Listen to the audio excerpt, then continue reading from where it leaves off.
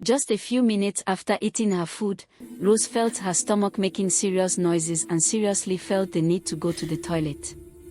Before she could make it there, she ended up vomiting all the food she had just eaten and became very pale and weak. What was suddenly wrong with her? She just could not understand. The next moment saw her collapse and faint as she fell to the ground.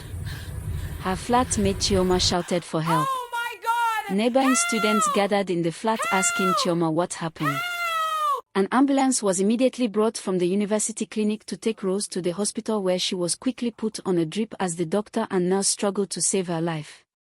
A few hours later, Rose woke up to find herself on a hospital bed on a drip with a nurse watching over her. When she asked what happened to her, the nurse simply answered, "If you had been brought here just an hour later, you could have died from food poisoning." Rose then remembered how she had, as usual, ordered for food from a restaurant after her classes and ate the food in her shared flat earlier that afternoon, only to start feeling an upset in her stomach, later vomiting all over the floor. That was all she could remember. The question now is, how did a young lady in a university end up ordering food from a restaurant while living in a flat on campus? Was there no kitchen in her flat, or was cooking banned in her flat? If so, why was her flatmate having her own cooking pots and food in the same flat? In order to get answers to these questions, we take a look at the upbringing of both ladies who happen to be sharing the same flat in a prestigious Lagos university but living different styles of life. In the heart of Lagos, where ambition never sleeps and cars crawl through endless traffic, lived a couple whose success story was told in hushed admiration. Their mansion stood tall behind high fences, their cars gleamed in the sun, and their bank accounts overflowed with wealth. But behind those gates, something precious was slowly being lost: their only daughter, Rose. She was born into luxury, but not love. Her parents believed that money could solve every problem. They paid for the best schools, the finest toys, the most expensive clothes, but forgot to give her what mattered most: attention and guidance. Every morning, Rose's chauffeur dropped her at school. A domestic helper brushed her hair, packed her bag, and made sure she never lifted a finger. When her parents returned late at night, they played with her briefly before retreating to their own rooms.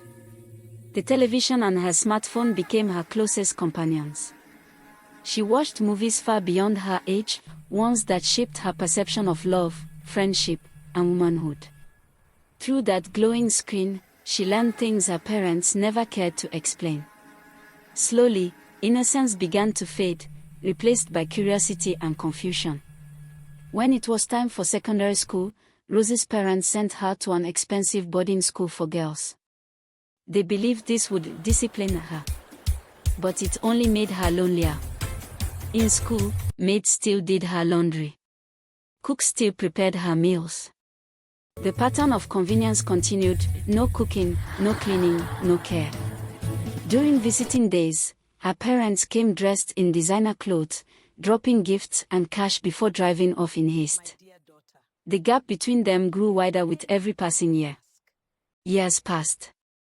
Rose gained admission into one of Lagos's top universities, a place filled with the children of the rich and powerful. She moved into a shared apartment, hoping for independence, yet carrying her old habits along. She met her new roommate, Chioma. Chioma was everything Rose was not: humble, hardworking, and disciplined. She cooked her meals, washed her clothes, and studied late into the night. While Rose attended parties and ordered food, Chioma saved every naira she could. Their worlds were miles apart. Chioma had grown up in a modest home in Suralere. Her mother sold foodstuff in front of their rented house, her father worked as a carpenter nearby. From a young age, Chioma learned responsibility, waking early to cook, sweeping the compound, and helping her mother at the store. Despite their struggles, her parents taught her dignity, respect, and hard work. She carried those lessons with her into the university, proud of who she was. Rose admired her secretly but was too proud to change. One afternoon, Rose's boyfriend, a charming young man from a wealthy family, visited their apartment after class. Tired and hungry, He asked Rose to prepare something for them to eat. Rose smiled and said casually, "Oh, I'll just order something from the restaurant." The young man laughed, thinking she was joking. But when he realized she meant it, his laughter faded. "You don't know how to cook?" he asked.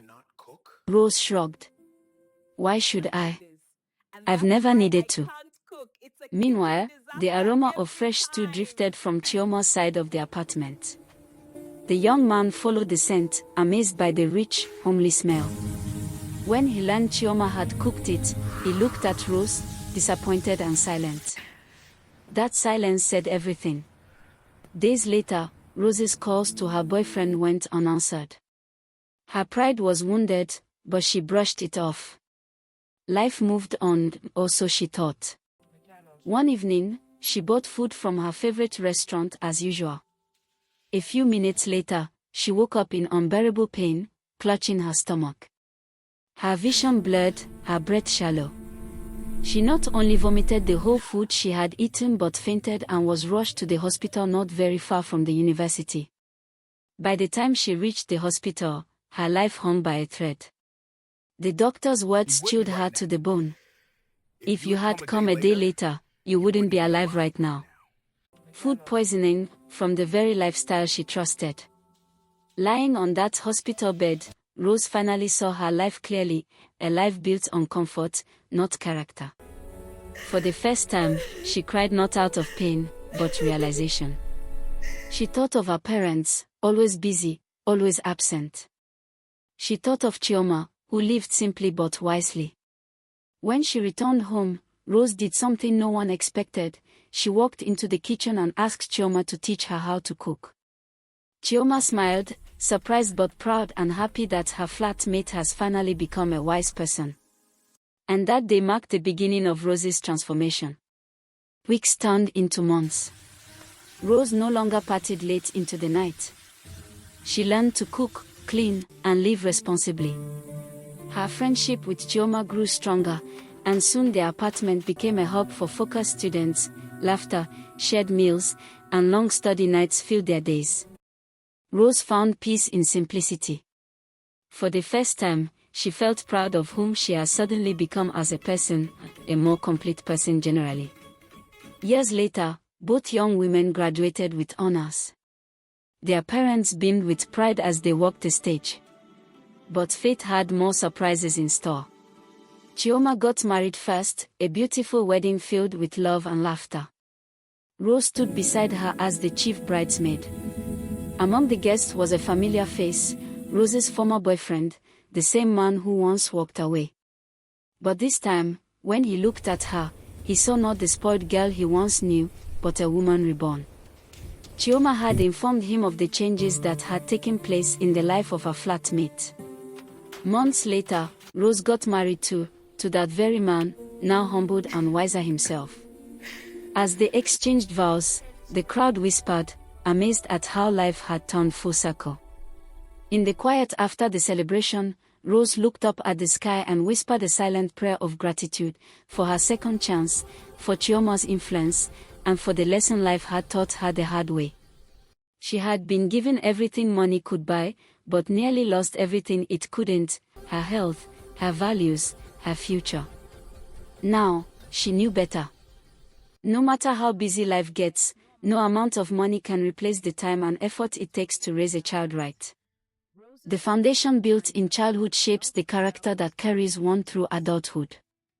Rose's story reminds us that wealth without wisdom is emptiness, and that true success lies not in luxury, but in the values we live by. It is our hope that parents and young women watching this video have learned a thing or two about life.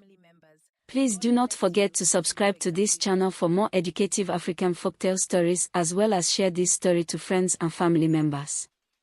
God bless you as you do exactly that.